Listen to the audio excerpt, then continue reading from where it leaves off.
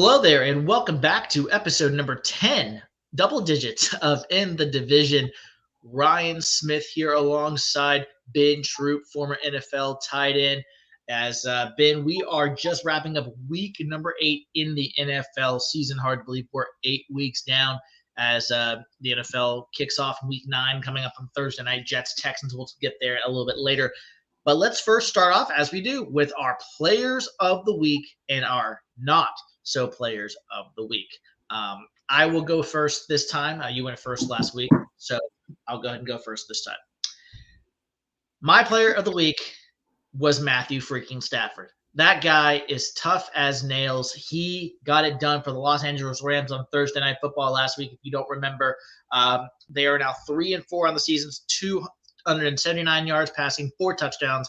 Yes, he threw the pick, but, that's neither here or there. Gutsy performance. Matthew Stafford, known for his durability throughout his career. He's very tough. He is a hard-nosed football player, has seen everything at this point in his career. Someone who I thought was well-deserving of my player of the week. My other co-player of the week, if I kind of had one, was simply Jaden Daniels. I mean, good Lord, that Hail Mary just the Hail Mary. Yes, it was a little bit of luck that went involved in there, but the awareness to get his team down in position to get to the Hail Mary to even have a chance was just continuing his MVP-type season as a rookie. We saw something like this from C.J. Stroud last season, but Jaden Daniels is just doing everything and more this season. He's my co-player of the week in week number 8. And then my not-so-team or player of the week, is your Tennessee Titans. I mean, Mason Rudolph and company at first we thought it'd be a game 14-14, and then the Lions just blew the doors off. Then they even ran a trick play where David Montgomery threw the ball to Sam Laporta. I mean, it was just about anything and everything that could go wrong for your Tennessee Titans. Don't worry, my Carolina Panthers aren't much better, but your Tennessee Titans are my not-so team of the week with their beatdown at the hand of the Detroit Lions, 52-14. Listen. I like. Well, first off, how you doing? Smitty, man. It's nice to be with you for another episode of Win the Division, where you either win the division or you just in the division. But I like how you started off, Jaden Daniels, everything you just mentioned. But the poise, the throw is one thing, right? And if you're going back to that play before the Hail Mary, I don't know. If you don't let him get the first completion, he don't even got enough. It's too much real estate for him to have to make to the end zone. But Jaden Daniels, cool as the other side of the pillow. Shout out to Stuart Scott. But it was beautiful to watch it because, number one, to throw is one thing. The catch was everything. But because we got somebody that, Jaden Daniels, who is my co-player, I got two players. I got 2 players of the week, and I got 2 not players of the week and a group this week. Jaden Daniels is my number 1. My number 2, and I'm sorry you let it slip through the cracks, Jameis Winston. Sir, let me tell you something. Number 1, whenever you get done with football, your NFL mic'd up and sound bites are the greatest. You could just have a full show of just Jameis Winston eating W's, just the things he said. And he actually believes sound bites. Love me some Jameis Winston. Didn't like it when he was in college, went to Florida State. But love me some Jameis. The throw, listen, the game should have been over the play before. But when you drop a pick in the NFL, you get the touchdown thrown on you the next. And shout out to Jameis Winston stepping in. No Deshaun Watson. We thought he was number 2 on the depth chart. Smitty ended up being number 3 on the depth chart. Now he's a starter. They were a double-digit underdog. To the Ravens, get the big win. Shout out to Jameis Winston, get the Browns' second win of the season. But going back to this Chicago Commanders game, my not player of the week, Tyrique Stevenson. We're going to get into him, but go ahead. Give us a preview. Tyrique, number one. 2 things you did that I didn't like. Number one. When the play is even going on, you're not even looking. You're looking away. They're going to play. And number 2, this is cardinal rule that you never, ever do. This is football 101. The number 1 rule in a Hail Mary is this. Slap the ball down. Don't try to make a play on it. Don't try to pick it off. Slap down. Well, Ben, what's the worst that could happen? Ask Tyrique what happened. Ask the Chicago Bears what happened. It's a touchdown. But Tyrique, we're gonna get to you even more because it's enough. We could dedicate the show to things like this. But my number 2, and this hurts me to say, Anthony Richardson. Good Lord, like what is going on with Anthony Richardson? Yes, you lost the game. Yes, your football awareness ain't really there yet. Yes, you're trying to go down for a game-winning, touchdown or a field goal to keep you in it. But here's the thing. You scramble. You come out of the game. I'm thinking, oh, man, maybe he hurt because when he got tackled, they kind of pulled his leg some. And in the post-game press conference, you said, I needed when I was tired. You said that out loud. And people said, well, Ben, why is that even a thing? Back in the day, there was a quarterback that played for the Philadelphia Eagles. His name was Donovan McNabb. They played in a full game, and they had a full overtime, one full quarter. And the game was over. When the game was over, they said, Donovan, how do you feel about the game? He said, I didn't even know you could tie. What? I didn't know you could tie. So what you think this is baseball? We go to quarter number 6? No, this is NFL. You get one quarter. This ain't college. And I say that to say there are certain things, and I'm not promoting lying, but there are times when you should. Anthony, why did you take yourself out of the game? Oh, man, I kind of felt a little tweak in my hamstring. I was tired. You were tired? Really? And people say, well, Ben, why is that even a big thing? Offensive linemen don't get to come out. They play every single snap. Guess what? That would be the quarterback. It's like, get out of here. What? Anthony, we go.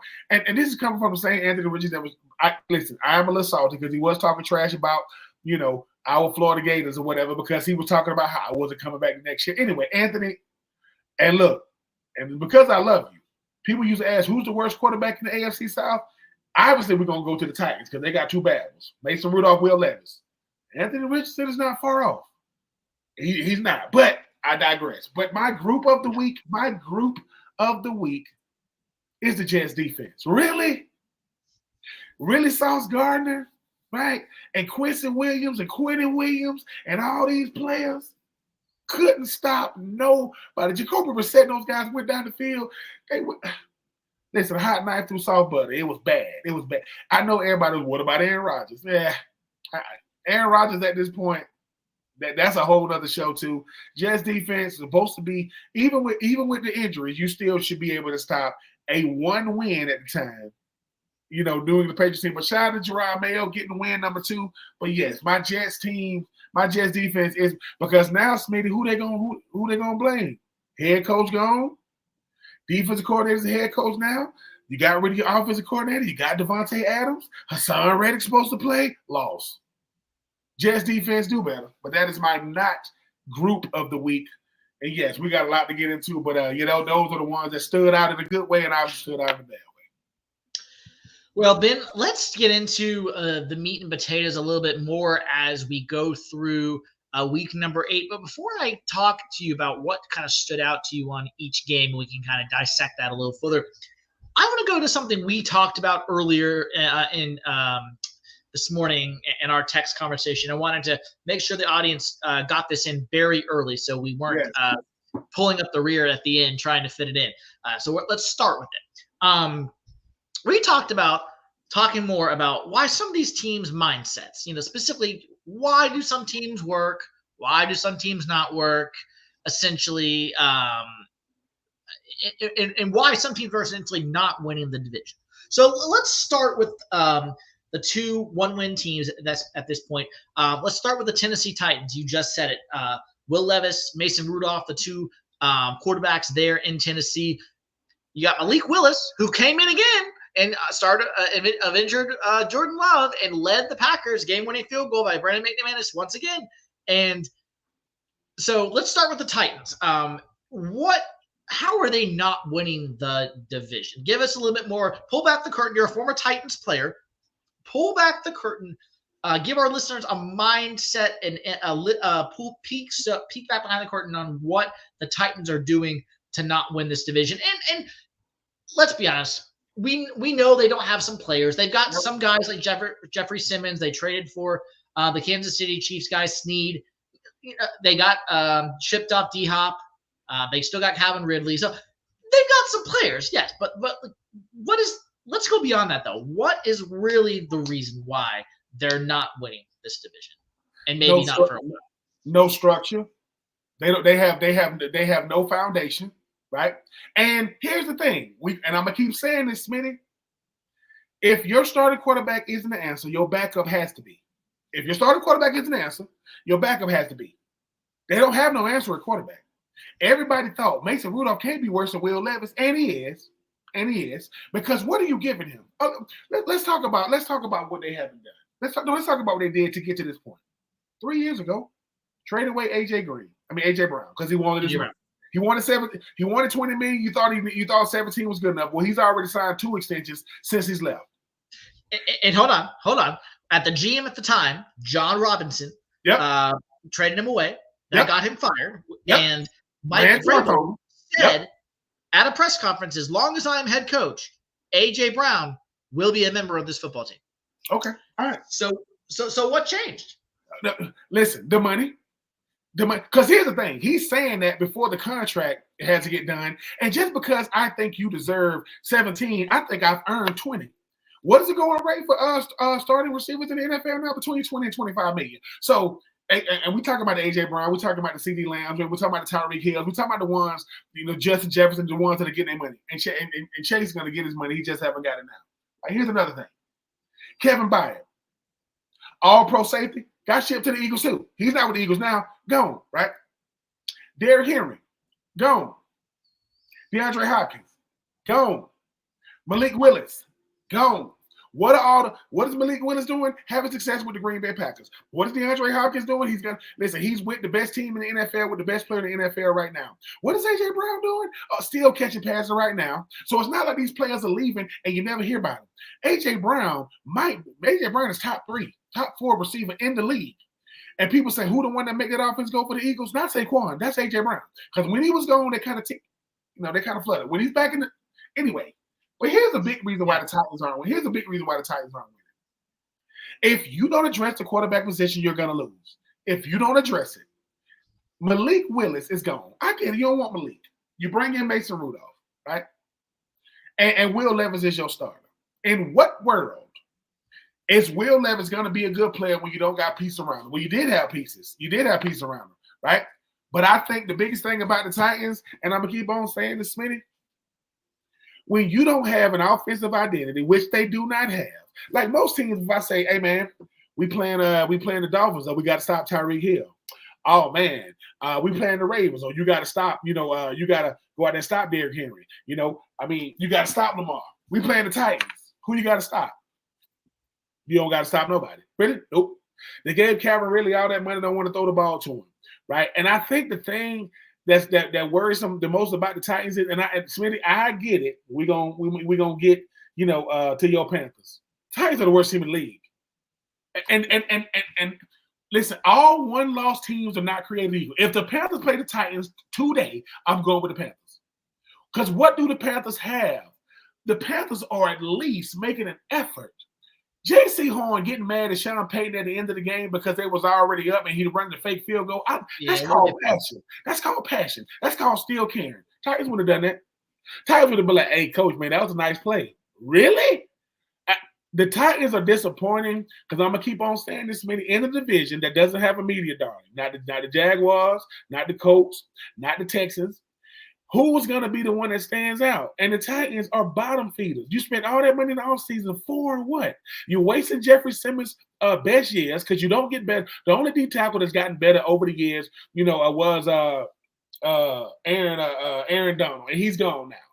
So for me, the reason why the Titans are not winning the division anytime soon, you don't have a team identity, you don't have an offensive identity, and the starting quarterback at first was a guy that was on the ground getting tackled, throwing the ball out. Then the next week, Mason Rudolph. I forgot that Mason Rudolph was still in the league. Now he's starting. So I'm just going to go back to it. If there is nothing about your team as a whole with an idea, when Mike Vrabel was there, everybody knew, hey man, the Titans, they're going to play hard-nosed football. What? Them dudes play hard. They play in the image. Most teams play in the image of their head coach. Coach, I mean, Coach Callahan, what is it? What is his image? Will his daddy coach on the team with him? There is no identity. And if you have no identity, you're going to lose. So Shadir Sanders, wherever you are, whatever you're doing right now, yeah, you might want to get used to Nashville, because guess what? They're gonna be in the they're gonna be looking for a quarterback next year, and he definitely gonna be on their wish list. They probably won't get him because even if they had number one pick, the Titans will find a way to mess it up. I guarantee the Titans will mess it up. But to me, it just comes down to simply no team identity, no offensive identity, no defensive identity. People say, well, Ben, why does that matter? The special teams coach, I want to say it's Coach Callahan's friend. The Titans gave up a 91-yard punt return for a touchdown on Sunday, and the game was already out of reach. Listen, when the game was out of reach is when you get to see who players who really want to play. A 91-yard punt return. That's all. When he ran it back, I just cut the TV off. I said, you know what? I'm done with this, and I'm gonna be right back again, watching the two-tone blue again. But here's the thing, Smitty. We talk about it with your Panthers. Remember when your Panthers' defensive identity was just as strong as your offensive identity? Because you had Cam on offense with D'Angelo and Jonathan Stewart, right? And on defense, you had Kuechly and Thomas, right? Because you had an identity. Now, when it comes to the Titans, they just there. It is going to be a long time before the Titans get back to anything formidable. Because if you're a team that's not one of the teams that actually help run the NFL, it's going to take a lot in a division in the AFC South that anybody could win. Guess who ain't winning and ain't even going to contend? That's the Titans. Right now they're in the top 2, top 3, pick right now, and I don't see. And guess what? This week they play the Patriots, and the Patriots going to beat them. Watch. The Patriots going to win number 3 against the Titans team that has Jeffrey Simmons, that has Landry, that has Calvin Ridley and Chiwozin. They got some players. They got Snead, a Super Bowl champion. Those boys got their money, and they got no state tax. That's all they got right now. That's all they got going for them. It's just sad. Yeah. Well, my Carolina Panthers are also the other win team. We played the New Orleans Saints this week, rematch of the Superdome beatdown, Bryce Young's first game of the season. Derek Carr coming back after an oblique injury, so we may have a chance in this one. It's in Charlotte, so Saints are 2-6, not much better. So we'll see on that one. Okay, let's talk about the Carolina Panthers.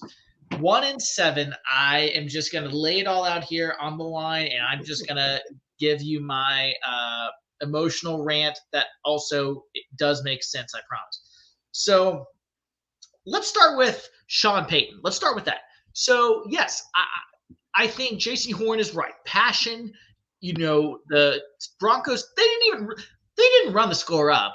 It's 28 points. They didn't run the score up. I think what the players were talking about was the type of plays that they ran being up by 3 scores at the end near the end of the game. I think that's what the players were ultimately had an issue with.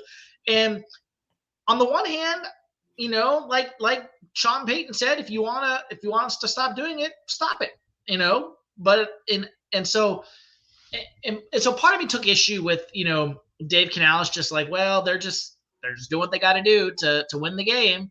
And on the other side, I'm like, Dave, you need a team of dogs. You need to stop it. If you don't want them doing that, they need to stop it. You can't just say, oh, well, no, it was me. Like, defend your team, Dave. Defend your team. That's how I felt at that moment of the on the presser. But that's just a little side comment. So Bryce Young, 2 touchdowns. Yes, one was in garbage time. And yes, I do not care because every single one of their starters were still out there in garbage time. It wasn't like they got the second string in. All the starters were in there. Bryce threw a touchdown pass to Xavier Legette, first drive after the defense actually forced a turnover. And he threw that to Xavier Legette, crossing pattern against Patrick Surtain. Patrick Surtain was in great position, and Bryce Young was able to complete that pass. And then, yes, he got a garbage time touchdown at the end to Jalen Coker, who I'm just going to say it, undrafted out of Holy Cross. He might be a future wide receiver one in this league. I don't know if you watched the game. I don't know if you watched. Like when the young DJ Moore was sitting there on, I don't know if it was Cam Confidential, but Steve Smitty was sitting there talking with Cam, talking about, hey man, should I draft him? He was standing right there. He like, should I draft like him? Because I don't think he's a well wide receiver yet. Like what? I like them hidden gems. I like them hidden gems, Smitty, because people go, he went to Holy Cross. He's an NFL player. Everybody don't get drafted. People like, well, undrafted players don't be that good. Ask Wes Welker. He was undrafted. How did his career end? You in the right system that want to use you. That's it. Systems, players, styles, schemes, execute. But let me get back to it though. So I think what I struggle with the Panthers is this. So yes, Bryce Young, a little bit better this week. He was still inconsistent as a whole. But what I struggle with, and I don't know how much of the game you watched. I don't know how much of the game you went back to watch. So here's what I'll say. It seems like there's a different playbook when Bryce Young is in the game.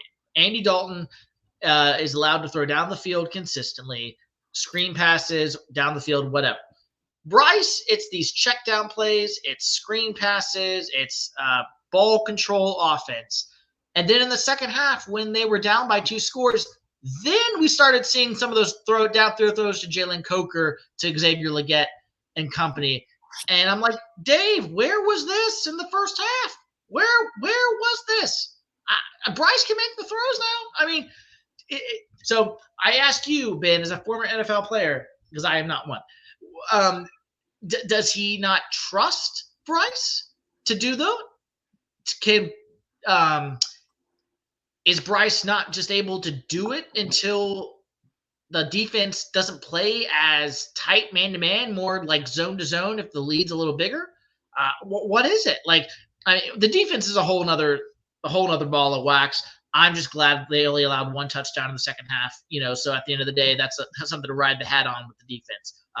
Clowney had a sack today. A'Shawn Robinson had a sack today, or yesterday, I should say. Much better defensive performance as a whole, unless we're giving short fields to the offense because we throw a couple of interceptions. But yeah, so those are that defense. That was just a quick aside. So yeah, offense. What is your thoughts on kind of what I just said? Will Harriger? Is Will Harriger? Harriger is yes, the quarterback's coach from Dallas. Yes, he is in his first season. Quarterback's coach after spending 2023 season with the Dallas Cowboys as an offensive assistant in quality control. Let me tell you something you just said that people need to hear more. They need to listen closely. You go, why wasn't he doing this in the second half? I always go back to what the quarterback coach is telling him. Is the quarterback coach telling him, hey man, get the ball out, get the ball out, get the ball out, get the ball out? So much so that he's getting the ball out, but it's dink and dunk. But here's another thing. Bryce Young has been hit a whole bunch. So now he's hearing stuff and seeing stuff that might not be there. See, I'm so used to being hit by this time, I got to get it out. I got that clock in my head, I got to get it out. I guarantee you this. I don't know what Coach Harrigan is saying to him, but I guarantee you it's messing with his mental. What's already messed with his mental? I've already been benched. And I got benched not knowing, and the game after I get benched, we win. So now people are saying, "Oh, dang, the quarterback. The offense can click." It's not a different playbook when Bryce is in there. It's a different mindset when he's in there because the offensive line is still blocking for him well enough. But if I'm telling Bryce, at this point, man, push the ball down the field. Why? Because when you don't push the ball down the field, it makes the offense look sluggish. It makes your receiver look like they can't get open, and it messes with the confidence of the guys on the outside. Push the ball, because at this point, what do you got to lose? Push it. You're 1-7. Grip it. Come on now. It's as simple as this. It's as simple as this. When it comes to a guy like Bryce Young, either you're going to look the part no matter how the team looks, or you're going to be the easiest scapegoat when the team loses. It's going to be look at Bryce. But here's the thing, though, Ryan, like you just mentioned, Defense only gave up one touchdown the second half. So they're still playing pride. We already talked about the defense. They're in the wrong scheme. It ain't the players, it's the scheme. Because if didn't I tell you the players are going to start playing better even with a scheme that don't fit them? Just imagine if they actually playing in a scheme that fits their skill set. The people go, well, why is that important? That's extremely important. That's extremely important. If I got a player in the wrong scheme, it makes him look like he can't play. You put him in the right scheme, take it off. With Bryce, do I think I got to get the ball out quick? Yes. But you know who else used to get? You know who got the ball out extremely quick in 2023? Fast anybody? The Dolphins. They get out quick, but they pushing it, getting out quick. That's why they got all those crazy. They're doing all those crazy motions to get guys in one-on-one, hopefully break a tackle in open space. With Bryce, you got players, and I don't think it's the players. I think it's what the quarterback coach is saying. I think it's what the OC is saying. I think it's what the head coach is saying. I don't need too many people in my ear. I got the OC giving me the play. Let me go out there and play, but. It's frustrating now for you, Smitty, because now you're looking for little glimpses of hope. That's what I do with the Titans. Every time I watch them, give me a glimpse of something. Say, okay, there it is. The Titans are bad on offense, defense, and special teams. There's no hope. When it comes to the Panthers, right, they're not getting blown out. People are going, what's a blowout? Titans gave up a 50 burger on Sunday. That's a blowout. That's a beatdown. No Aiden Hutchinson. Anyway, I think for the Panthers at this point, they're gonna have to put Bryce in a position to be more aggressive. And how they gonna do that? They got to make him. Tell him, be aggressive. Because I don't want to see a team that's got one win being conservative. For what? Like being conservative? No. I'm conservative when the game is out of whack and I'm trying to just get the game over with. We won the game. But nothing says red flag, nothing waves the white flag more than a prevent defense. That means you're playing to lose or playing to not lose, and a conservative offense. Bryce, if they put him in a position, when I keep using the phrase put him in a position, I'm talking about play calling. Sometimes play calling is going to make it so that, hey, man, we're going to listen. It's like this. Head coaches have seen so much football, they know what the defense is going to do. They'll say, hey, man, watch this. We've been throwing them. Because listen, Xavier Legette, right now, people thinking, I don't know if we should have got him picked number 32. I don't know if he's worth it. Give him opportunities. Give him opportunities. When I say he just scored his first play of the game. He got open, boxed him out. Xavier Legette, for those who don't know, he is explosive. I remember that dude in South Carolina. He is open field. He'll take something short to the crib. But once again, he's running routes. I get it. But sometimes, man, just scheme him open. What? Just scheme him open. But listen, give him the ball on a jet sweep. Why? Thielen can't do that. Thompson can't do it. You got a guy that's 21, 22 years old that's from South Carolina, went to South Carolina. Now he's playing for the find a way to get him open. Because now Smitty, more than ever, I just want to see creativity from an offense that is very bland. That's all you and me are saying is I don't want to see a third and 4. We're gonna try to run it, and you get 3 yards, and the Boo Birds come out. No, I rather not to use him. I'm not even gonna use anybody in particular. Why is it important to throw the ball deep? Because I want two things. I want the safeties to back up, and I want them to respect it. If safety get the ball even almost potentially thrown over the head, when it comes to the Panthers, the sideline, just like the team itself, is surprised when you push the ball down the field. If the ball is in the air long enough for the cameraman to have to just follow it. Because now everything is 10 yards here, 12 yards there, 4 yards here. That's not NFL football. That's, hey, man, let's hope somebody breaks a tackle and gets a first down. Or no, just throw it to him at 15. Throw it to him down the field. Because at a certain point, Smitty, I don't know if it's happened yet, they ain't going to believe in him. Like, I guarantee you this, and I could be wrong.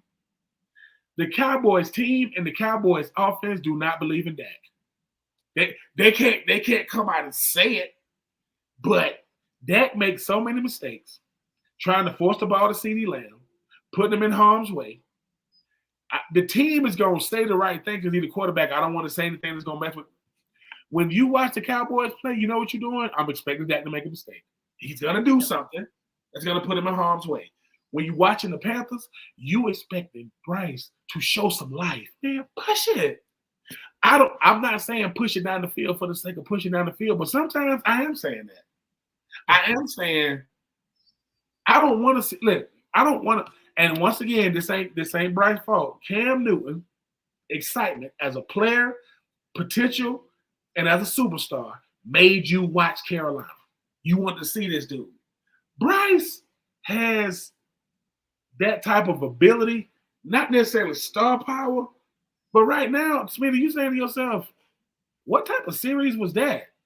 That was a waste of a, it's like what type of, and that's where the frustration comes. It's not, yes, you want to win the game. We already know that. But you're saying, when Leggett got the touchdown pass, you was like, you do this, you go touchdown, you go finally, because you're being creative, and then you go right back next series. Like, what is this? Like, what? And when the players get, if it's 3rd and 9, and just say he gets 7 yards and he gets tackled, look at the body language of the players when they get off the field. Because like I said, and once again, we went for a fake punt on our own 25-yard line, down 21 to 7. Do you know how much desperate? So you finally got a fake punt, and we're gonna do it on the 25 going out, yeah. You know how much even if they convert, you still have 70 yards to go.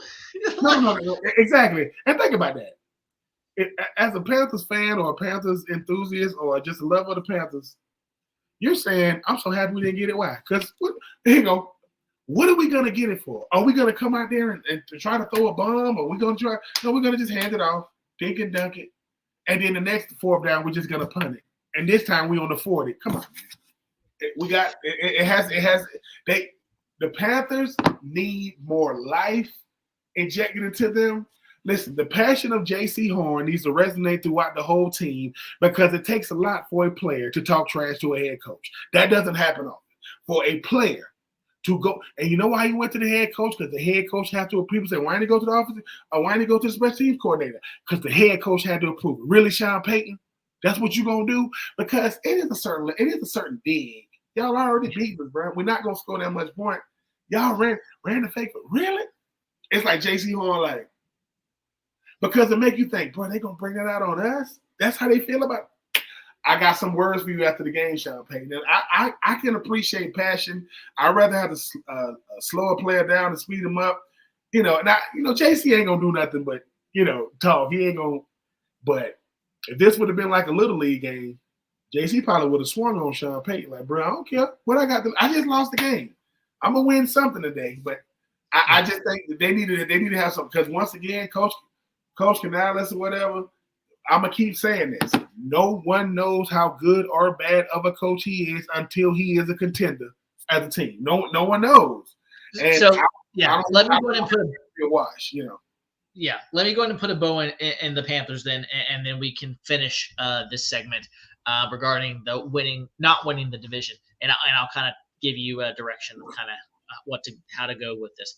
But yeah, I mean, so with the Panthers, so to kind of finish my thought, we've got 9 more games left this season. My bold prediction is I think Bryce is going to start the rest of the season. That's just my prediction. I think because if the Panthers really are going to move off of him, I think they need to know 9 more games to really know yes or no. You gotta start it for 9 more games to really give him a shot. Jonathan Brooks, home run hitter from Texas, is about to come back. He and Chuba is going to be a stud backfield. We don't know if Adam Thielen or Deontay Johnson will be here after next week. I don't think Deontay Johnson's going to be here. That's my guess, is he's going to get shipped out somewhere. That's my guess. But yeah, but in my opinion, there is no Cam Newton in this upcoming quarterback draft. No. The Panthers need to build the team around the quarterback before they draft one again, if they even want to do that. Because at the end of the day, and I can't believe I'm saying this. Listen closely. Listen closely. I can't even believe that. I can't even believe that I'm saying this. Matt Rule. Yes, that guy. Matt Rule. He signed Teddy Bridgewater. He then went to Sam Darnold. He then went to Baker Mayfield. He even threw P.J. Walker in there too. Let's throw him in there too. And PJ was at least excited. He was at least excited. He ain't gonna win. He was excited.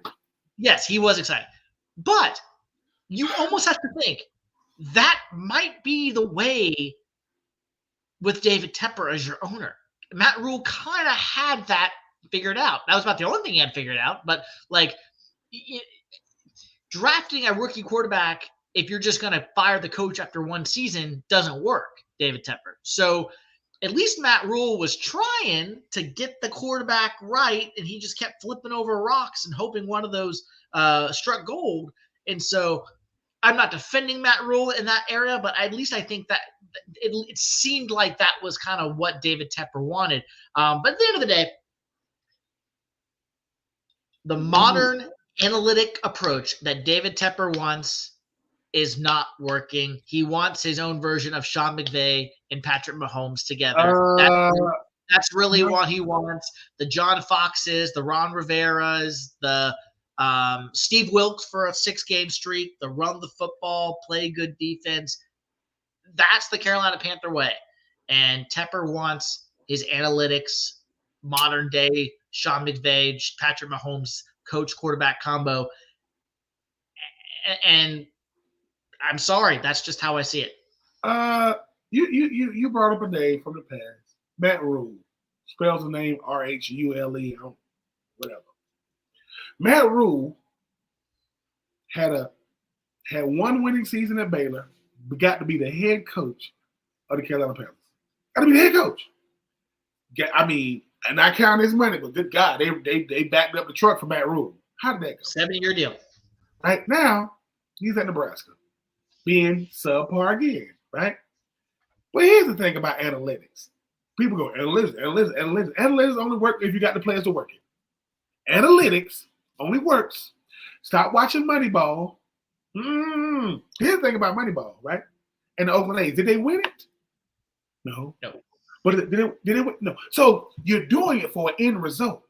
The end result, right? Here's the thing about football. Name a time that the best team in the world wasn't assimilated through the best players.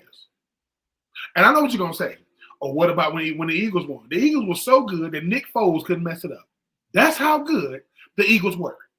He has a statue, not a Dwayne Wade statue. Good God. Not that. I don't know. And listen, and whoever did Dwayne Wade statue, sir, you need that is, I don't know who that is. That might be Lawrence Fishburne. That is, anyway, good God. If I got to get a statue look like that, I don't want one. Anyway, the thing about the Panthers is the Panthers need stability. Starting where? At the head coach position. Well, why would that be a problem? Because of your freaking owner. Oh, you don't think having a bad owner will put you in the dark ages? Ask the Cowboys. Ask the Commanders. Listen, ask the owners to listen. When you got an owner that wants to be in the limelight, that wants to get the credit, right? You're not going to win that way. You know why? Because they think, listen, having a bunch of money doesn't mean you're good at the business that you're in. I'm going to say it again. Having a bunch of money doesn't mean you're good at the business, because you're in the business of football, winning football, enough winning to be the last team standing. If you've never done that, don't give me what almost. Yeah, you went 15-1. Were you the owner then? Nope. Oh, so when you went 15-1, you weren't the owner? Nope. What did Cam say about Carolina? They're not going to be good until they change their ownership. This is what Cam said. And I could be wrong, because I'm going to keep on saying this minute. We're finna go into the winning the division dreamland. We own a team again. People go, what has been the winning model with a team? A GM. What do the GM do? He picks the coaches and the players. What does the coach do? He coaches the players. Really? Yeah. So what do an owner do all the time? They go to dinners. They show them on the big Megatron at the games. If I know who your owner is and I'm showing your owner every other play, your team ain't that good. And I'm gonna keep saying this.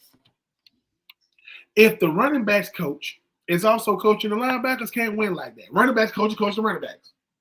Tight ends coach the tight ends. Yeah. GMs pick the head coach, right?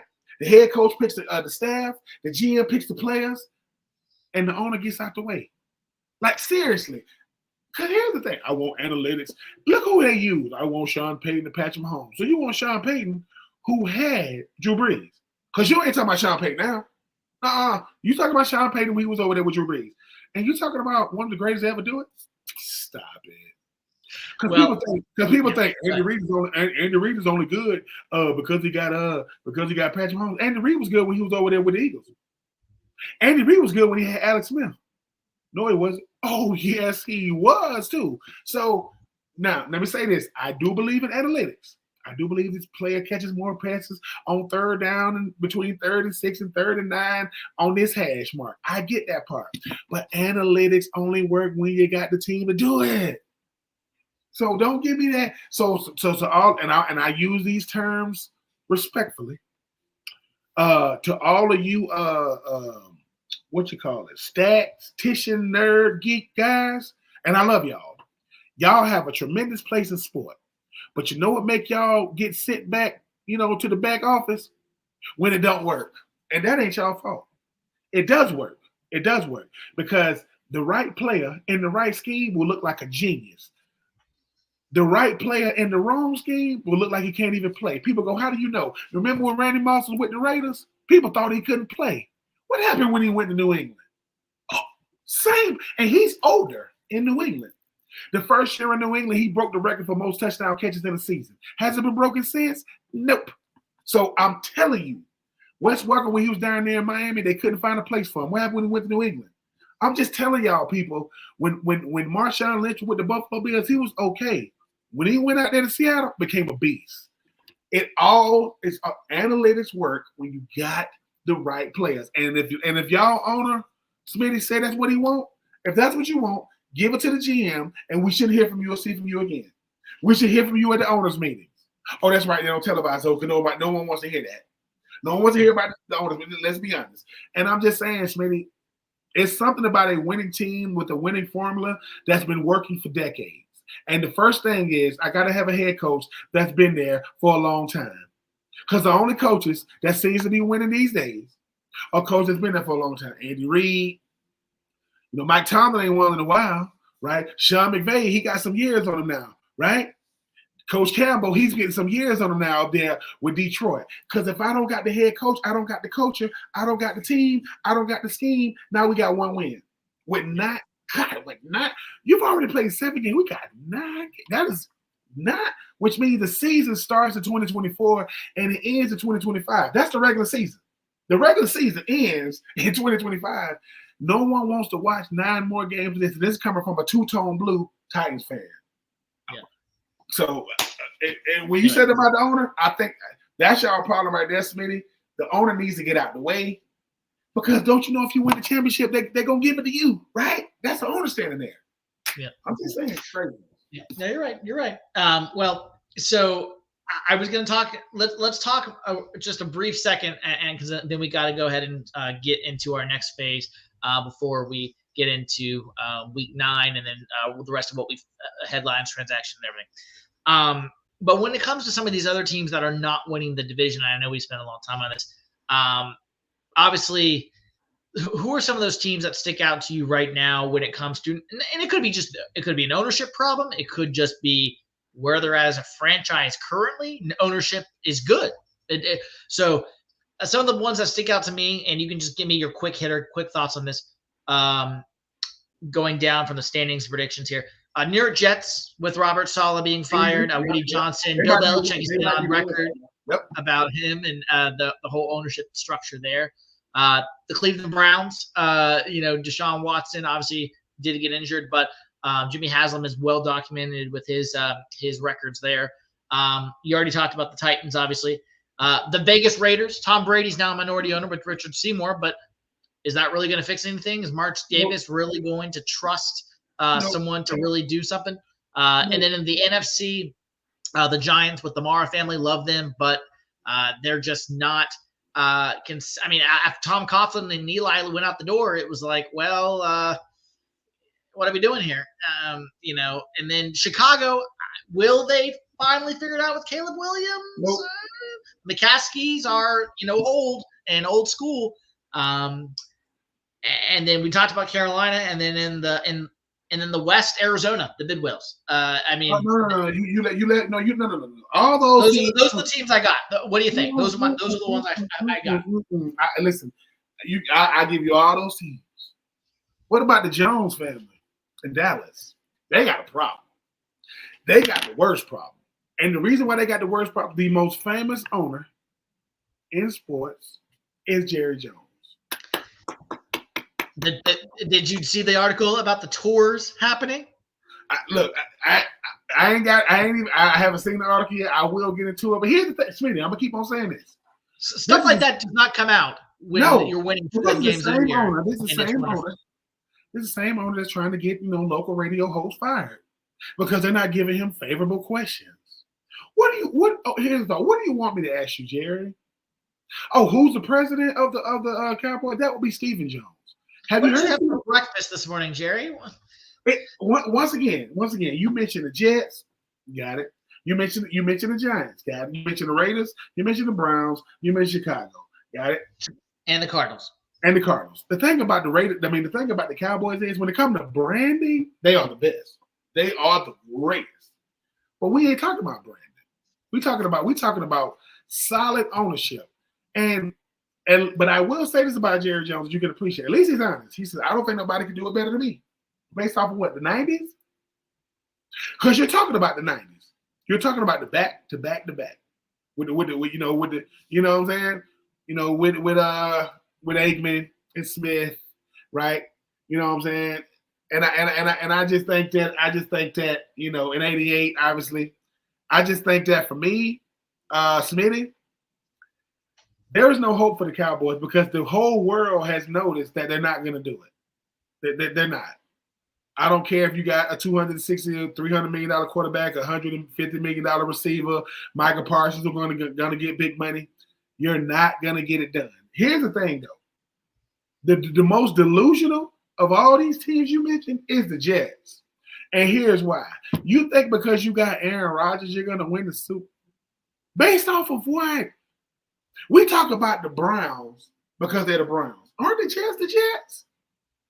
Like, seriously. Since I've been alive, since you've been alive, I would say, Smitty, we've seen the Giants win 2 of them. We ain't seen the Jets win anything. Seriously. Like, nothing. Like, Cardinals been in 1 playoff game since. Cardinals been to a Super Bowl, though. Larry Fitzgerald, Yeah, that's true. Kurt Warner.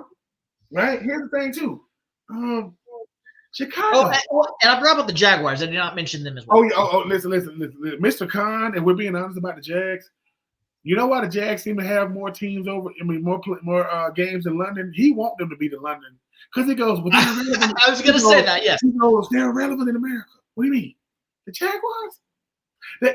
They're one of 3 NFL teams in Florida. They're one of 3. They're just at the top of the state. Then you got Tampa Bay. Then you got Miami. If the Jaguars really left the NFL, would anybody care? No. We're going to act like, oh, God, the Jags are leaving. No, but I like ownership that's at least making strides. Chicago's making strides, not the Giants. The Cowboys, nope. The Raiders, if the Raiders are serious about football, I'll believe it when Mark Davis gets a real haircut. When he gets a real haircut, I'll believe it. As of right now, this is a family show. I've seen his girlfriend, so he's living life. He ain't worried about nothing I got to say. It's Smitty got to say. But it's hard though, Smitty. We talking about the Browns. You talk about, what I'm saying, the Cowboys, the Raiders, the Giants, Arizona. It's hard because a lot of these owners, we don't know if they really want to win Super Bowls or do they just want to keep their name. They want to just be one of the 32 owners. And I could throw the Bengals in there. The Joe Burrow today came out and said why have they always had never had a consistent running game. Like they have. He said that in a press conference today in his weekly availability, and the Bengals are known for being cheap over the years, and Joe Burrow was their first player in franchise history that it was the most money they've ever given to a player, most money ever. And Jamar Chase is going to be number 2, but when your quarterback comes out and says that, that's I not mean, Joe Burrow is he's crafty. You know, he has a lot of wit to him. He knows that I can make, because you know Joe Mixon. I thought they had a nice little running game when Joe Mixon was there. I mean, he was on a Super Bowl team. He knows that maybe it's some running backs out there that they kind of want to got their eye on, because you know, people. Let me say this: people don't want to play for Cincinnati; they want to play with Joe. Yes, I know Joe played for Cincinnati, but Joe Burrow has enough, swag to him and player savviness to him that other players can hear that stuff. Plus, I mean, the running back position is looking more like a dime a dozen these days because they won't give the ball to Derrick Henry in Baltimore when it matters. And Ezekiel Elliott scored a touchdown on Sunday night. I said, God dang, Ezekiel Elliott can score a touchdown, but then he went back to being the Zeke he is now. And then I said, all right, Zeke. Ezekiel Elliott and Dalvin Cook are the running back for the Cowboys, and you can't even tell. So, hey, what can I say? Well, I will combine what I was going to ask earlier, my kind of bombshell question I was going to ask. We talked about this morning to bring up tonight, but I'll kind of combine that as we talk about our last three topics as we get we're getting into 50 minutes here. Want to keep the folks time as we normally try to get to that hour 20 minute mark. Week 8, anything else that popped out of you? Let's just go through some of the games that stuck out to you. Just anything that you want to bring up, storylines, transaction-wise, and we'll overreact before we get to week 9. For myself, I said Matthew Stafford, obviously player of the week there. Panthers game we kind of touched on. Yeah, the Patriots, I'm not going to lie. I had no faith in Jacoby Brissett going down for that winning touchdown when Drake May got knocked out with a concussion. I'm speechless. I did not have faith in that happening, and it did. It really did. Jalen Hurts and the company seemed like they're back. Devonta Smith had an outstanding grab in the end zone, a 50-yard catch from Jalen Hurts in their route of Cincinnati, a game I thought was going to be a lot closer than it was. The Falcons, your Falcons had an unbelievable game, great game. I watched that entire game. Lucky on that second Kyle Pitts touchdown, that was definitely a touchback. Shout out to Antoine Winfield. That was not a touchdown, but they did let it stand. Yeah, that great game there. Shout out to Jameis Winston, like you said, getting the Ravens. The Ravens have these clunkers every year. I'm not worried about them. They do. They'll be okay. Trying to think. We talked about Jaden Daniels. The Chiefs just rolling along at 7-0. The Raiders, they didn't play that well, but they hung in there. And Chiefs just finding a way. And she said last week, they're the Patriots of the 2000s. They're finding ways to win games. Patrick Mahomes throws more touchdowns than interceptions in the month of September, in the month of October, and yet they're still winning. They're just finding ways. The Seahawks defense, are we sure is Mike McDonald still coaching? I mean, good Lord. I mean, Geno Smith got absolutely pummeled. Josh Allen and company destroyed the 12s. Were the 12s there? Were they like the 11s during the game? That was that game. Their head scratches because they can come out and look like world beaters, and next week you're like, dude, it's like when you don't have any stability as far as like wins and losses and how you look week in and week out, that entire division gonna be crazy, man. Because Arizona, which it was a game that stood out to me. Shout out to Arizona's 4-4, right? But very, very competitive in that 4-4. Marvin Harrison Jr. made Jalen Ramsey look normal on Sunday. He was having his way with Jalen. And I think that, and listen, and this is how you know we've gone this far in the show. Haven't even mentioned Tua one time. Tua played, started on Sunday, slid. It was a slid seen and heard around the world when he scrambled. You felt good for him. You know, Tyreek Hill was actually looking halfway like himself, but they still lose. They're 2-5. Here's the thing about the Dolphins. We talk a lot about the Browns and the Jets and the Jags and the Titans, and the Giants in Chicago and Arizona. There's a team down there in South Florida. They ain't won a playoff game in a long time. Because usually what happens is they got to go to somewhere cold and, well, they don't do well in the cold. They They're fold not up even, like a sheep. they're not even looking. Listen, two things about Miami that stand out. One, when Tues not in the lineup, that entire team looks different. That Mike McDaniel's offense looked very, very rudimentary. Number two, and I think most importantly, when it comes to Miami, when you're watching them play football, is they don't have really an identity either.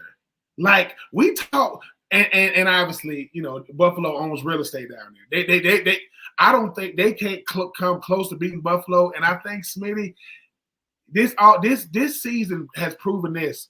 Whether it is week 8, you got a quarterback, whether they you know, a young, you know, one of the studs, you know, like Lamar, like, you know, like Patrick Mahomes, like Josh Allen, or a young up and comer like a Jaden Daniels, it puts you in a position to win games. And when you just got a quarterback, you just got a guy out there, you're not going to win. You're not going to win consistently because Anthony Richardson is making life real hard for the super duper stud athletic quarterback because athletes don't win games. Not in the NFL, they don't. Maybe in college or high school they can. And I think the thing now that we're seeing is, I'm happy that Tua was back. I'm happy that, you know, he's continuing his career, but he's going to be on concussion watch every time he scrambles, every time he gets hit, every time he gets off the field slow.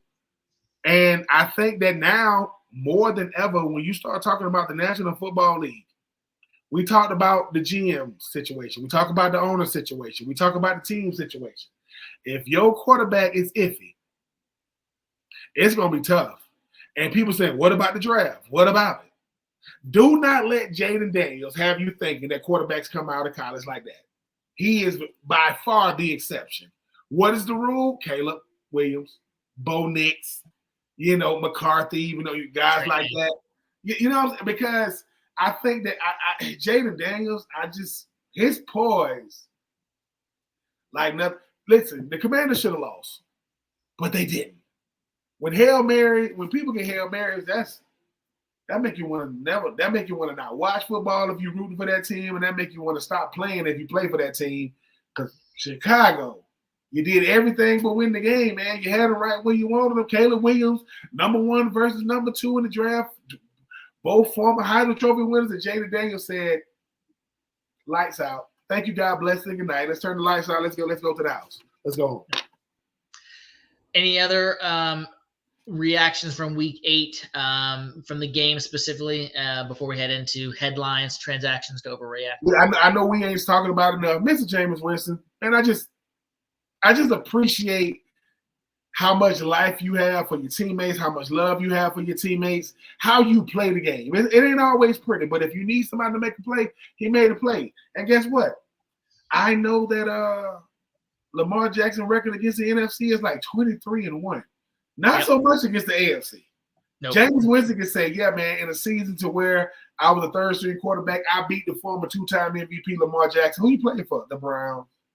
That's resume building. Don't know if it's going to have anything to do with the regular season because I still see the Ravens winning that division. But for one weekend, for one Sunday afternoon, it was incredible. It was an incredible day for the Browns, Jameis Winston in particular.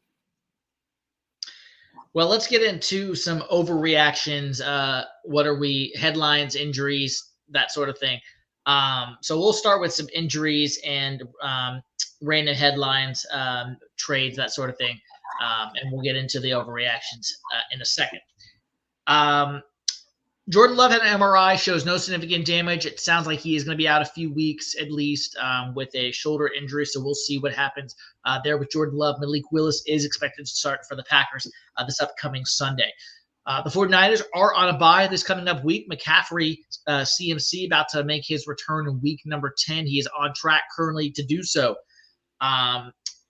Colts and Anthony Richardson, after the stuff that we talked about earlier with his tiredness, they are evaluating everything, as Shane Steichen says, according to Shane Steichen, including the quarterback position.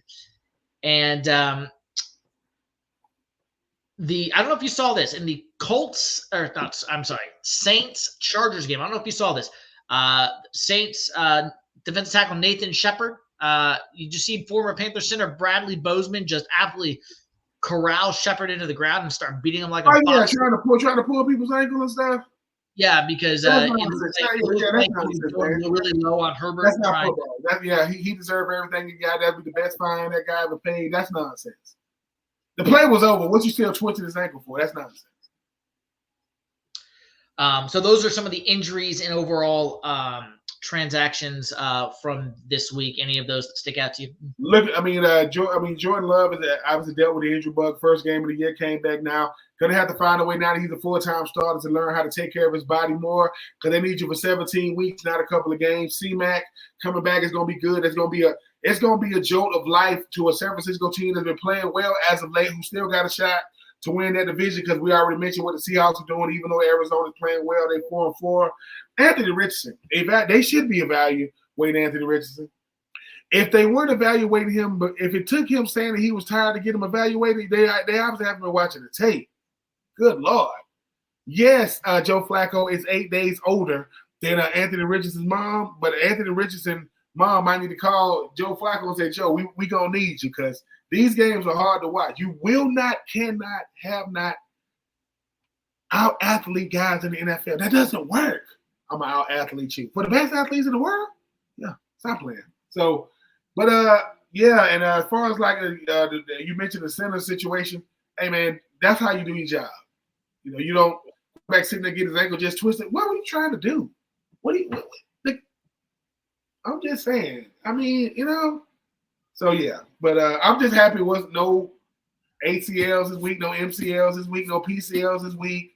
It's just regular football, the injuries. But C-Mac, man, we're going to see what his workload going to be. They're going to have to slow him down, Smitty. And I know you being a Panthers fan, it's kind of hard to watch C-Mac go out there and be utilized. Yeah. He was utilized. His usage rate in Carolina was just like it is out here in San Francisco, except the way in which they use him and the more weapons he got around him. Didn't have as many weapons when he was in Carolina.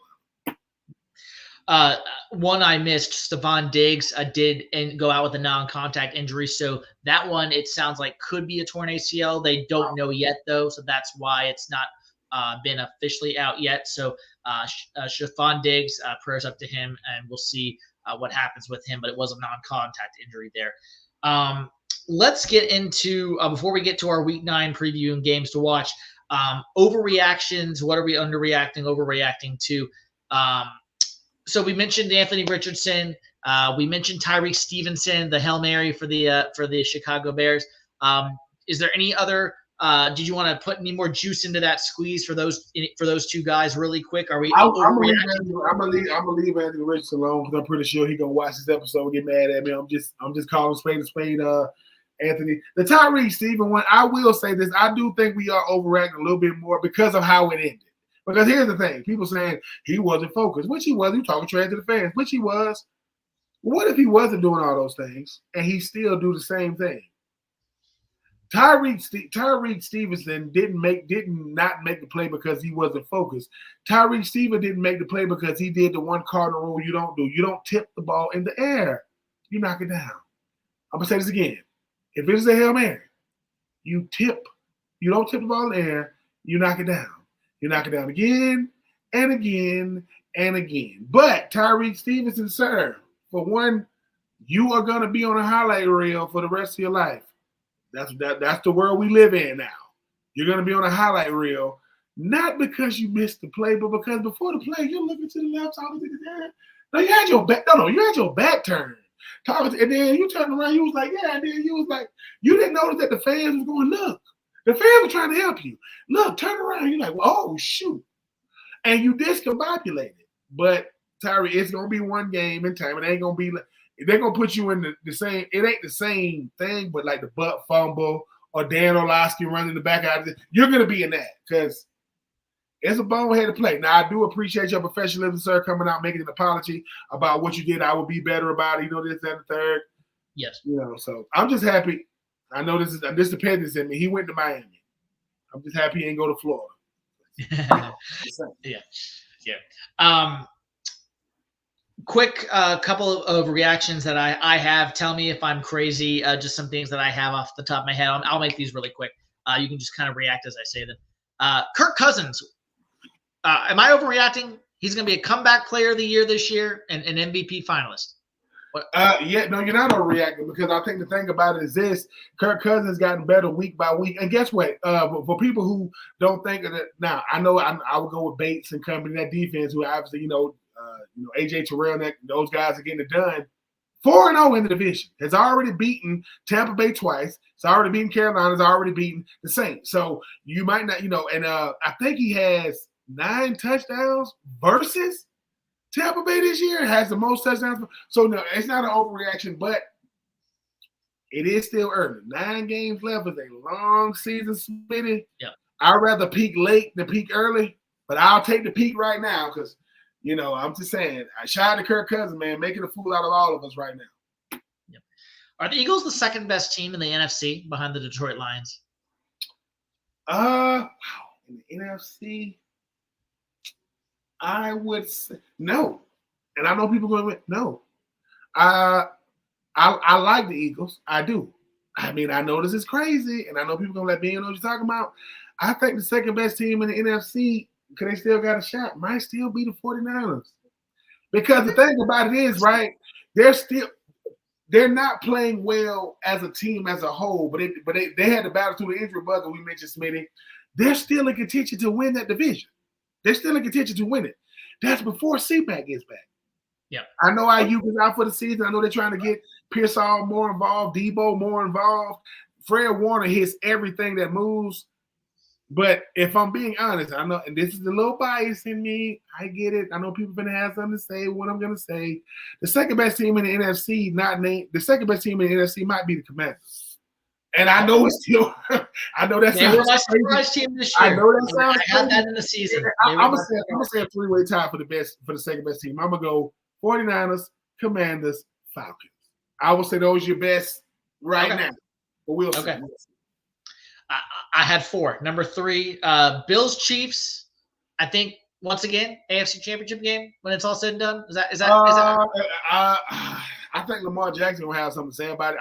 I like Bills Chiefs, but I think Lamar, because they already had their stumble, but I think Lamar Jackson company might have something. Sorry, Macaulay Culkin. I mean Joe Burrow. This just ain't the year for y'all.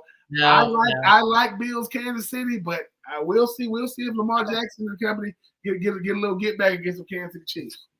All right, last one. Is Jameis Winston going to take the Cleveland Browns all the way to the playoffs? Is he going to resurrect this team? Nick Chubb coming back. You've got Jerry Jeudy. You've got David Njoku.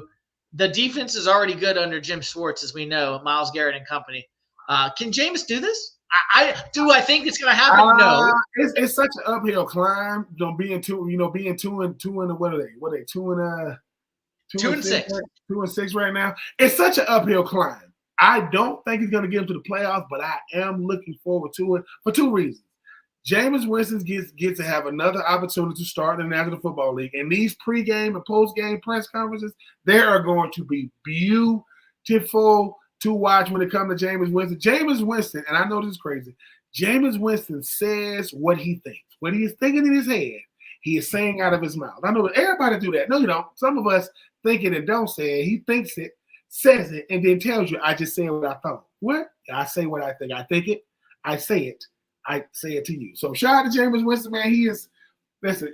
I love his faith, man. Love the way he plays. Keep doing what you're doing. And I know this is off topic, real quick. Nick Bosa, if you're gonna make political statements, which is this, you're right.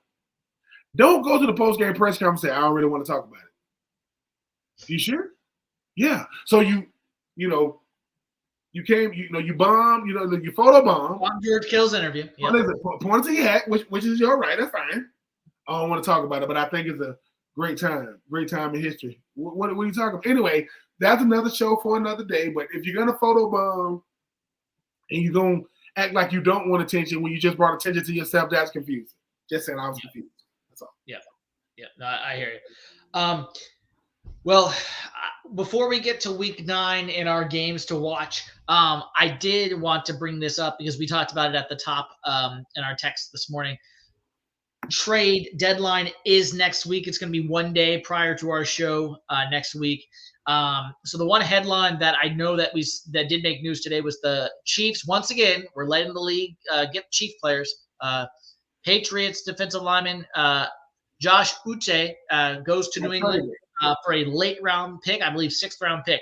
So I'm not asking you to comment on that specifically. What I am asking you to comment on, we talked about this morning. You have guys already being shipped out, guys like DeAndre Hopkins, guys like Davante Adams.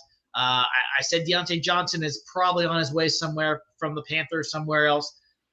Here's my question. We talked about this morning. We're going to bring it up on the podcast. A team like the Titans, DeAndre Hopkins, gone. A team like the Raiders, Davante Adams, gone. A team like the Panthers, maybe Deontay Johnson, most likely, going to be gone. Et cetera, whatever the position is. When you have a team that trades, for the listeners who just may not be as familiar, and I'm saying this more for myself, obviously, because I didn't play football, but also for people who just don't know how these things work. Yes, you do get a pick for those trades for the team that is losing the player, but it's an unproven player, a future player that's unproven. So sometimes the trades are more straightforward, expiring contracts, injury history, older player who didn't pan out quite as much when you signed him originally, whatever. But more often than not, do in-season trades pan out more so than they often do? I mean, I know Panthers, Christian McCaffrey, 49ers, obviously that panned out pretty well. But does that normally happen? Do they normally pan out pretty well? Why do teams do this? Why do the teams give away the players like they do sometimes? Because it seems like sometimes the teams are kind of left at the altar, the team that loses the player. It's like, wait, where, what? Like, I know it's a couple picks, but it's like, that's not helping us right now. That may not even help us next year. I think it's a 50-50. Can they pan out if you're going to feature them, right? I mean, everybody can talk about the trade of the Titans of A.J. Brown. Don't nobody want to talk about the trade of Hassan Reddick to the Jets. He still hasn't played yet, right? And I think the thing about trades is they're traded. If they traded DeAndre Hopkins to the Chiefs, that means they're looking out for him. They're still doing right by him if you are the Titans, right? You're still doing right by him. Players don't always like, Davante Adams. Yeah, he can say it right now. Davante Adams wanted out of the Raiders because he thought he was in a worse situation, so he wanted to go up to the Jets. His situation didn't get better, right? And if you think about it, Davante Adams got traded to 2 teams because of relationships with the quarterbacks. Obviously, his roommate and teammate when he was, Derek Carr, when he was over there, at Fresno State. That's how he ended up out there with the Raiders. Now he's back with his teammate, Aaron Rodgers. Well, having your best years with a player, look at when you had him. Derek Carr, you're still in college, and you had a prime MVP caliber Aaron Rodgers, not the Jets Aaron Rodgers. And I just think that when it comes to these trades, we only know about the big ones, right? We'll know about the Christian McCaffreys. We'll know about the Randy Mosses, the AJ Browns, those type of things. The reason why it's hard for trades to pan out because you're taking a guy and putting him in a system that might not fit him. And sometimes these players are getting traded because they're trying to get this money off the books. DeAndre Hopkins owes a lot of money, right? Hassan Reddick wanted a new deal. And here's the name, though, for the trade deadline. Do not be surprised. Cooper Kupp might be on the move. I don't know who's going to get him. I disagree. With the last week's game, I think he stays. All I'm going to say is this. I get that Cooper Kupp had a good game coming back, but he was coming off an injury. He's owed a lot of money. And I'm telling you, Smitty, sometimes the team can say, maybe we've got the best out of you. Maybe, because once again, I don't know how Cooper Kupp would look in an offense that doesn't feature him the way that the Rams do, with a quarterback that doesn't sling it the way Matthew Stafford does. Who you play with has just as much to do with how you play. Because you put me in the right scheme, with the right team, with the right quarterback, we in rhythm. Because guess who Cooper Kupp didn't want to see shine? Puka. He can do anything Cooper Kupp can do, and he's younger. Now I know he's coming off injury too. They was playing, they was throwing the ball with each other, and like I say, Smitty, it don't always got to make common sense. It got to make financial sense. Cooper Kupp is owed a lot of money, and the older you get, coming off of injury takes a lot longer. The younger you are, you come off of injury quicker. The older you are, because you know what no one want to talk about with Aaron Rodgers? He's old. He's not moving around the way he does. I don't care that he can make a throw. Can he get outside the pocket? Can he get out of harm's way? How many games did Aaron Rodgers won since he got with the Jets? Maybe 1 or 2. Really? You traded for a transformational quarterback is who he was, not who he is. That's who he was. Right. At 41 or 40, 41, you know you are in the dark ages of your franchise when your Super Bowl quarterback is 41. Stop playing. Well, and again, I already mentioned the Panthers for Deontay Johnson. The Panthers traded for him. So are they really just going to ship him out? I don't. The thing about shipping him out, I think they will, but I'm just saying. You got to get a buyer, though. You got to get a buyer. Just because you want to trade somebody got to agree to the trade. And once again, that contract. Because if they trade for him, they got to pick up that contract. They don't want to. Yeah, he's on an expiring contract. Correct. Well, so listen. Nothing screams to a player, more that you're not as good as you thought you are. Is if you're on a team that's not good and you're supposed to be one of their key, additions, and now they're getting rid of you again. Oh, I'm sorry, you getting rid of. We'll see. Okay. All right. Well, let's get into week number 9 as we end this episode, episode 10 here on Winning the Division, as we do always with the look ahead, top 5 games to watch for week number 9 in the NFL. But before we get to our games, real quick, Texans-Jets is a Thursday night game on Halloween, little Halloween action. What are you looking for in Texans-Jets? Aaron Rodgers versus C.J. Stroud up in the Big Apple. I'm looking forward to see the Jets keep showing why they are a dumpster fire, and I look for C.J. Stroud and company to stick with their winning ways, even though Stephon Diggs won't be in the lineup. I think the thing about this Jets team is that their defense is nowhere near as good as they were in 2023. Aaron Rodgers is showing his age, and Devontae Adams, why he's saying we still got an opportunity. You're just saying that because you're the newest addition, and you got to say that, but you got to win games. Talking ain't gonna get it done. Experience ain't gonna get it done. Execution gonna get it done. And I think C.J. Stroud and company gonna execute. And I think they're just an overall better team right now than a Jets team that don't even have a head coach who's now helping out Green Bay's offensive systems. So give me C.J. Stroud and company to go up to the Big Apple to get a big dub against a team that doesn't have an identity offensively. They got one defensively, but Aaron Rodgers said something about the darkness, and you got to embrace the darkness. What are you, the Dark Knight? No, I'm about to try to embrace no darkness, man. Walk into the light. Let's do that. Crazy. You mentioned Joe Mixon earlier. I will say C.J. Stroud is struggling this year when he doesn't have a Nico Collins, when he doesn't have a Tank Dell, when he doesn't have a consistent running game. Some guy named in Carolina, I think, struggled with this same thing. Just saying, it's you got it. Anyway, I'm just gonna. Okay, we're gonna go now. Week number 9, top 5 games to watch in your toilet bowl if you have one, Mr. Ben Troupe. My toilet bowl, as well as my week 5 game, is because I have to, not because I want. The Patriots Titans. We're talking about the battle for the bottom, and guess what? The Patriots might be a better team, a better coach team than the Titans. On paper, the Titans look a little better because they actually got players you know who they are. The Patriots don't, but the Patriots just beat the Jets. We're going to be playing on Thursday night. My number 4, Dolphins, Bills. Here's the thing. I'm going to keep on saying it.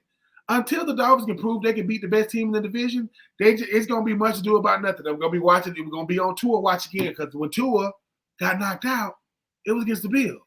He ran into DeMar Hamlin. So now, game number 2 against the Bills. I think the Bills are going to get the win, but we're going to be watching. I think it's going to be intriguing because of Tua and company.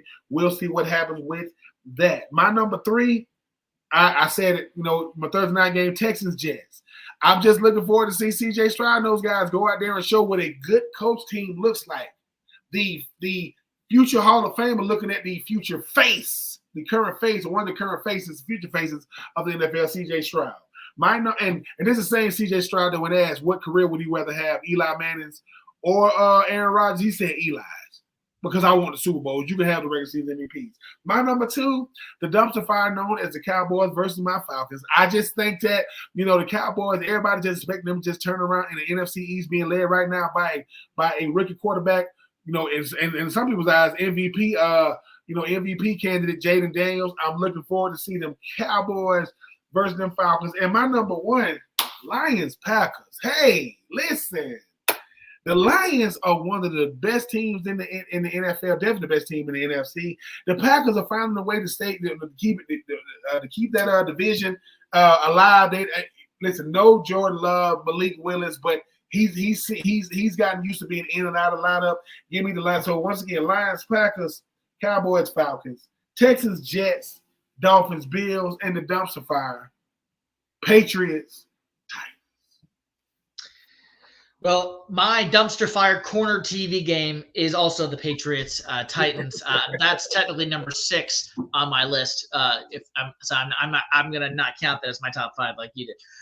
Number 5 is Bills Dolphins. As you said, will the real Tua please stand up? Can he actually go to Buffalo and get a win? It's still gonna be nice this time of year in October in Buffalo. Not too much snow on the ground yet. So can the Dolphins get their winning ways back on track? Number 4, Cowboys Falcons. Kirk Cousins and company trying to prevent the Cowboys from getting to 500. I think Cowboys are going to play well. Micah might be back this week. That might be trouble for Kirk Cousins if that does happen. But we'll see in that game. Number 3, a criminally underrated game is Bears Cardinals in Arizona. Mr. Caleb Williams and Kyler Murray, just the quarterback battle alone, I think both those players can provide some electric, fine throws. Kyler Murray, we already know what he can do a running game. And then Marvin Harrison Jr., James Conner. Shout out to James Conner, Pittsburgh legend, one of the most underrated running backs in this game. He beat cancer. One of the best stories in football. Yes, he beat cancer. So great guy, great person. Shout out to James Conner. Bears Cardinals, my number 3 on this list. Number 2. Was your number 1 Lions Packers? I did that just so we didn't have the same number 1. Just FYI. So Lions Packers, Lambeau Field, great game between Jared Goff and Malik Willis. Now, let's believe resurrection of his career. Yes, we'll see in this game what happens, but I do like the Packers to get it done with Malik Willis. I like an upset here. The Lions offensive lines that'd be a huge win. Lions offensive lines getting leaky there. And then my number 1, I think we're underrating them. Baker Mayfield and the Bucs versus the Kansas City Chiefs on Monday Night Football. Is this the Super Bowl? What the 2020 Super Bowl, 2020 Super Bowl rematch? That's correct. Except Brady ain't the quarterback anymore. But yes, let's do it. That was no fans in the stands when America was in Miami and for his halftime show and go through the mirrors and all that joint. If you remember watching that Super Bowl, yes, Baker Mayfield, Bears Patrick Mahomes, no Mike Evans. It sounds like obviously no Chris Godwin. So it's going to be a tall order for the Bucs, but I think Baker's got that swagger to him. I think he can keep this game close. You better wake up feeling dangerous. In the city. Say that again. I said, hopefully Baker Mayfield wakes up feeling dangerous. That's back in his Cleveland days. But hey, man, listen, I love when guys like Baker Mayfield signed a big time deal in the offseason, find a nice place, with the Tampa Bay Buccaneers. And sometimes, hey man, a new faces and new places has a lot to do with these guys having big time success. But the thing about Kansas City, once again, they don't care how it looks. They care about the dub. And right now, everybody 7 up, 7 down. Shout out to Kansas City Chiefs, Patrick Mahomes, boy, Travis Kelce, Chris Jones. They beat everybody you put in front of them. And one game we did not mention, but I thought was still going to be a pretty good game in division is Rams Seahawks up there in Seattle. With the 12th man, please stand up because Smitty said it was the 11th man. Yeah. Y'all, if the 12th man ain't helping, hey, that's a long way to fly. You know what I'm saying? To lose. You want to try to get a win up there, you need a 12th man not working against you. They wasn't helping on Sunday. Maybe they will this Sunday. Maybe they'll wake up. We'll see. Yeah. Well, and before we sign off, Ben, is there anything else that you wanted to bring to our listeners' attention this week? You want to sign us off from Winning the Division, episode number 10? Episode number 10. We appreciate you guys. Listen, make sure, as always, make sure you like, share, and subscribe. I don't know if the comment section is on, but if it is, leave a comment. Me and Smitty, we are extensions of y'all. We do this for y'all. We love football. Listen, he's a Panthers fan. I'm a Titans fan. So you guys are the only, jolt of life that we're getting right now. Do the Titans play with the Panthers? Because if they do, I'm going with the Panthers by 7. Why? They do not play them this year. Okay, so sorry.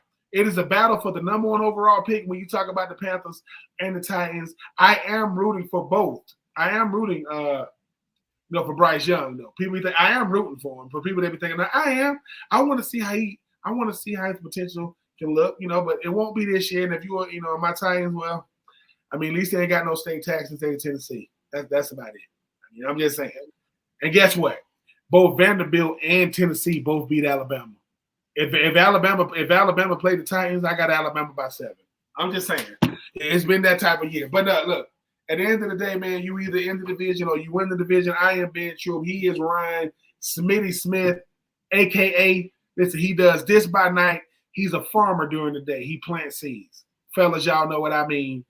Do us a favor. Keep listening. Keep liking. Keep sharing. Keep subscribing. I'm Troupe. He's Smitty. And we'll see y'all. This is episode 10. Appreciate it.